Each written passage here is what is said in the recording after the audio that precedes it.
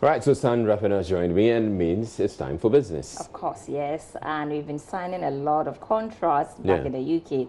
The most important question is, what's in this for we Ghanaians? Sure. We'll try and talk to the expert on this. Okay, well, here you are. All right. Hello, I am Sandra Esinamap and I'm here for business. President Akufo-Addo has expressed confidence the operations of the Africa Continental Free Trade Area Agreement this year will boost intra-regional trade among the 50 countries working for a common purpose and their interests. He was speaking at the ongoing UK Africa Investment Summit hosted by the UK government to support job creation on the continent and stronger partnership between the UK and Africa post-Brexit. The theme chosen for this event is relevant and sums up the current aspirations of Ghana and Africa. Accessing the African common market through Ghana, technology, digitization, and industrialization.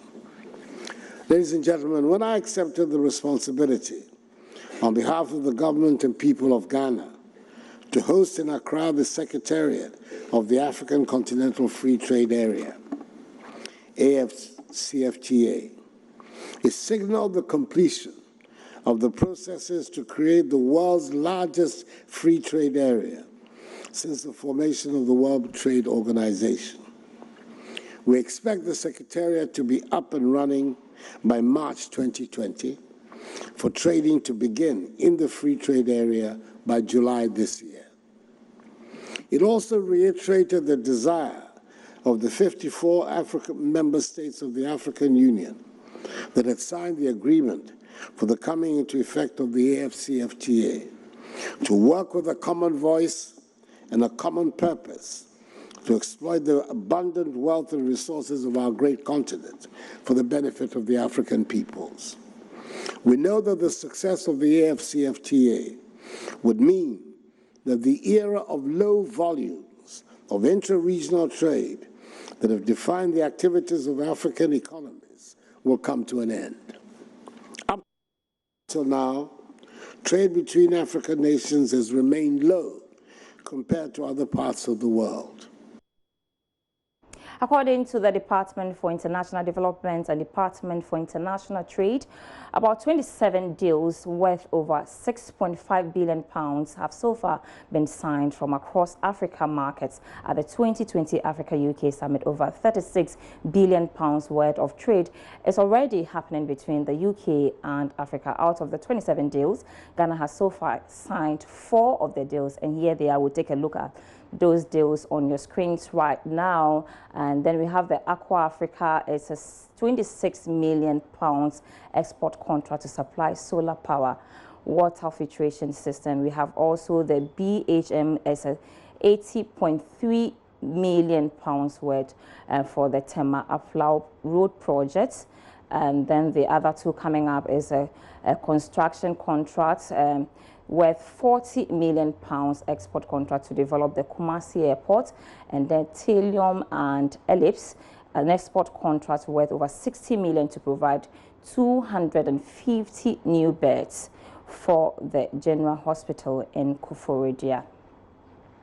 So we still want to stay on these developments, and Apia Kusi Adomako is a regional coordinator of CART, a non-profit research and advocacy public policy think tank. He joins me via Skype to stay more on this development. Thank you so much for your time, sir. Of course, we know that these deals, it's supposed to help boost our economy and also some development projects. But it looks like it's more of a benefit to the UK because, of course, when it comes to work, the money will go back into their country. So the question is, on the surface, wasn't this for Ghana? Thank you very much. Good evening, Sandra, and your viewers this evening.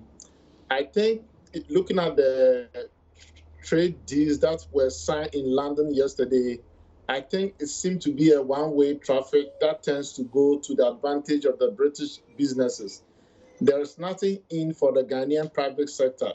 And so equally what we would have expected from His Excellency the President was that perhaps before going for this summit, he was supposed to have also profiled Ghanaian businesses and matched them with the British counterpart so that equally Ghana could have also signed a deal with the British businesses.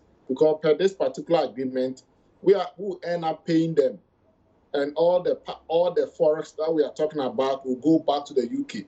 But if we've also found a way of bringing Ghanaian businesses to UK, that could have also helped create jobs for Ghanaian private sector. I'm sorry, we don't know the fine details of this contract yet. It's too early for that. Of course, we'll be talking about issues with local content and how the Ghanaians stand to benefit. So we cannot go into details of that. But one critical issue for me has to do with the contract for the work to be done on the Kumasi Airport. There's been this forth and back about the Kumasi Airport where the previous government cut a sword for some work to be done. Current government also did some sort of work currently ongoing. So one would have thought, and some critics have also said that maybe a new contract from the UK towards the Kumasi Airport is not necessary when we have sectors like, or policies like the one district, one factory, for instance, suffering. So we should be looking towards that direction. Do you share that view? Yes, I also share that view. Let me say, before I continue, I think a lot of money have been spent on the Kumasi Airport from the previous administration. And if you look at the volume of work that have been done, it doesn't even match up with whatever has been spent. I think we've been spending so much money on the airport without getting value for our satisfaction. So I think we need to ask the relevant questions. What is wrong with Kumasi Airport that so much monies have gone into the project, but yet it's still at its current state beyond the tarmac that we saw in 2016. But for me, I think what is required is the structural transformation of the economy. As transport sector is good, but then we know that it carries less than 5% of the total in passenger traffic. So such investments supposed to have gone into the real sector of the economy where it can create jobs to the grassroots, that our farmers in the villages will be able to get something for their quickly before, all right. Quickly before I let go of you, in the future, yes, this is the second time we are having such a summit. In the future, do we need to restructure so that when we are going, instead of not to go into politics, but having a lot of government delegates following, we have a heavy representation from the private sector so they can make deals when they go? Yes, I think this is one thing that's also missing from we've seen in Ghana whenever president travels. Elsewhere, when the president is traveling, the president takes the private sector to go and broker deals and bring businesses home. But in our part of the country, where we don't have the details of those who accompany the president, but I think that the trade ministry could have also mapped out the private sector that we need to showcase them to the British businesses so that they can also get partners over there and thereby creating contracts for Ghana. All right. Thank you very much, Mr. Appiah Kusi.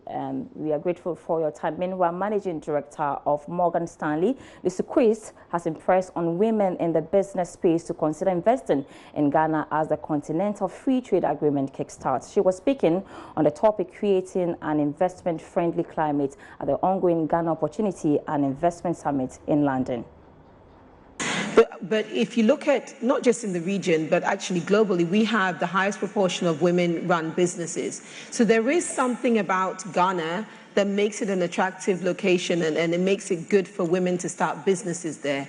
By extension, hopefully some young people as well. So if I switch over to thinking about more smaller businesses, younger businesses, businesses that are trying to get into the Africa region, then I'd like to hope that with us being the host country, we will attract more women and young people who want to set up their businesses to serve the region to come to Ghana, which is a big plus, because if women can come to Ghana and find a community, a society of women who will encourage and support their businesses and they grow from there, that's a big plus. And I think we should not lose sight of the need to be inclusive in our discussions.